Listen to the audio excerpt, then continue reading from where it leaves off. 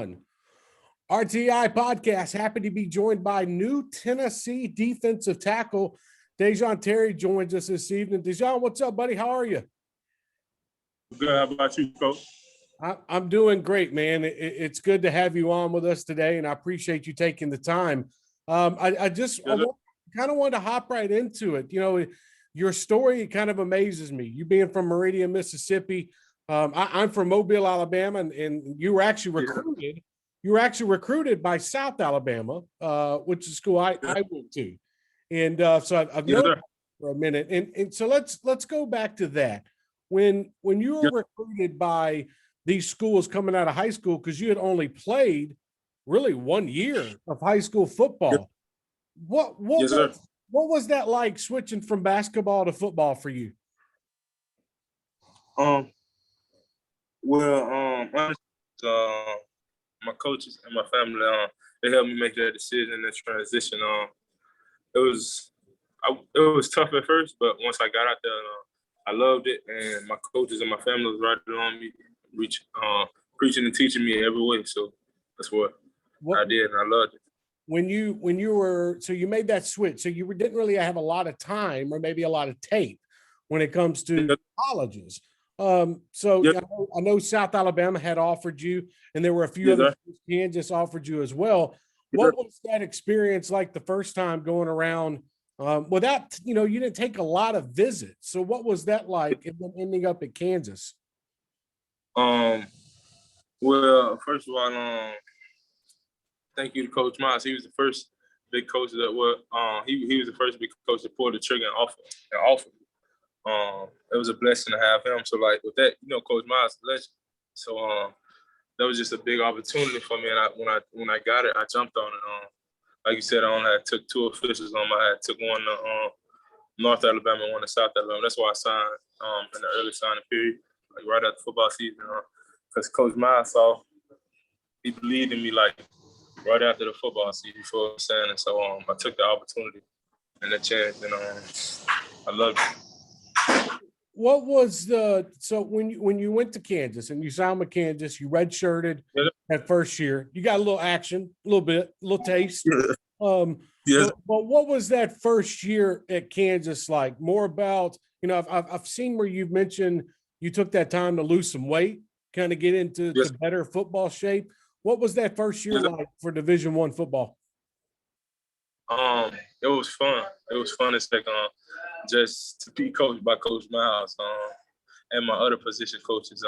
You feel me? It was a great experience, and it was just a great experience. It was a lot of learning to be done. So I did a lot of learning and a lot of losing weight. Those are the two main things that I had to do, and I had a great time while doing it.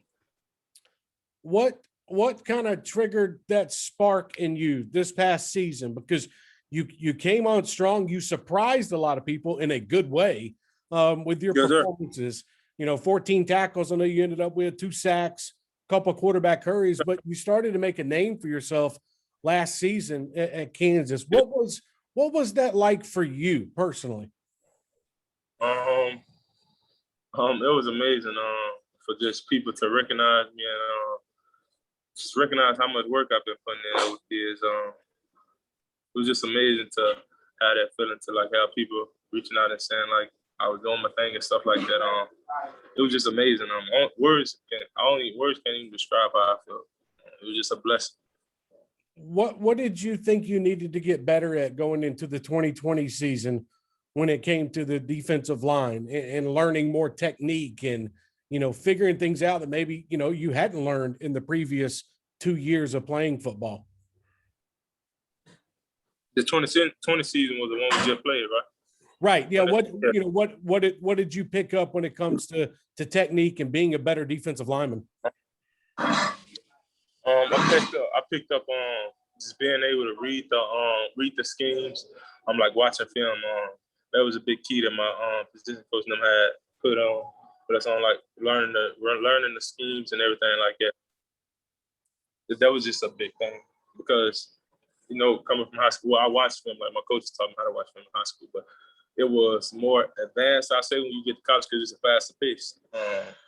But that was that and just technique overall, like all technique. Just that, yes, sir. That was really, yes, sir. So you wrapped up the 2020 season, and we all know, you guys played in it. We covered it. So it was chaotic. So you wrap up the 2020 season, you actually go through spring in Lawrence, and then you kind of make that decision to test the transfer portal waters. What went into that decision for you, and what were you looking to get out of it?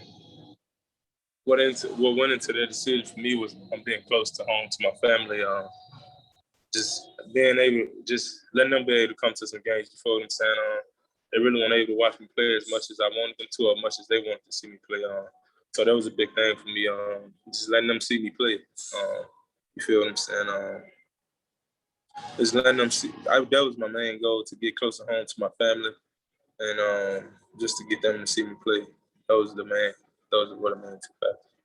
So when you entered the transfer portal, I know Coach Rodney Garner you guys had been in touch in the past during your first kind of go round.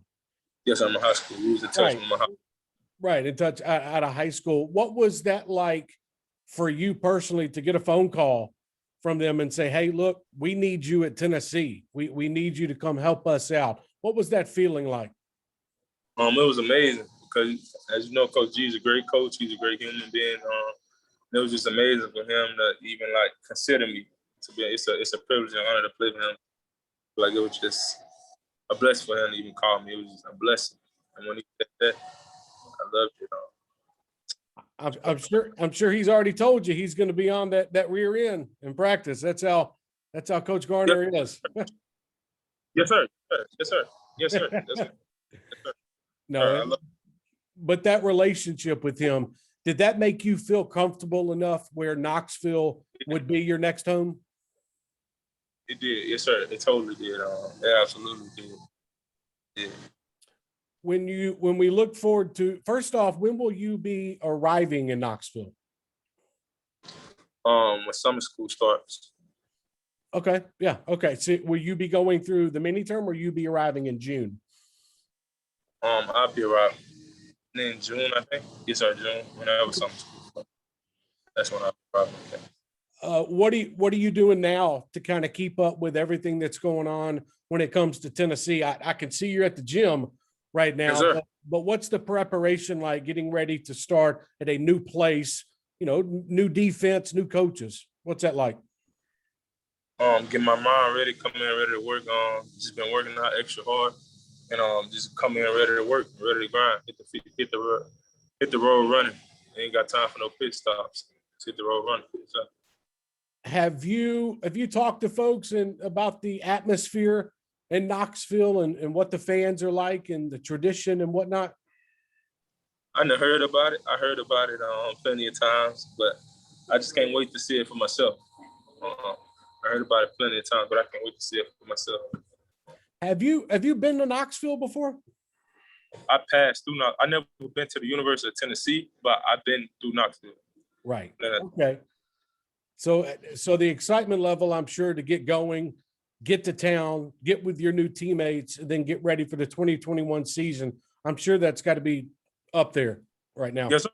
Yes, sir. That's the main priority right now. That's what we're working towards. Just ready to get there, learn, do what I got to do, feed my family. Last two questions, and I appreciate you taking the time. What does it mean to you to go from somebody that did not play high school football until his senior year in Meridian to now going to be playing in the Southeastern Conference, playing for Tennessee in front of 102,000 fans, every home game? What does that mean personally for you? Honestly, it can bring you to tears once you think about it. My journey has been weird, but God plans out everything. God has a plan for everybody. So it's been amazing just to see His plan unfolding for me. It's been amazing. It really has, like I said before, words can't even explain it. Just amazing, and I thank God for every opportunity He's blessed me with. What should Tennessee fans, when they look at you and they go back and look at game film and and whatnot. But what should Tennessee fans expect out of you when it comes to being a force on the defensive line? Your preparation, your technique, how you attack the offense. What's that look like? A grown man mentality. I'm working hard every day to do everything I can do, and I'm gonna show it all to my heart of the whole country. It's fantastic. Dejon Terry joins us tonight. We appreciate it. Dejon, good luck the rest of your workout and then getting ready to get to Knoxville. I know fans are excited to have you here, and I know the coaches are too. We appreciate you joining us tonight, buddy. Yes, sir. Thank you. Thank you, Dejon. Be well.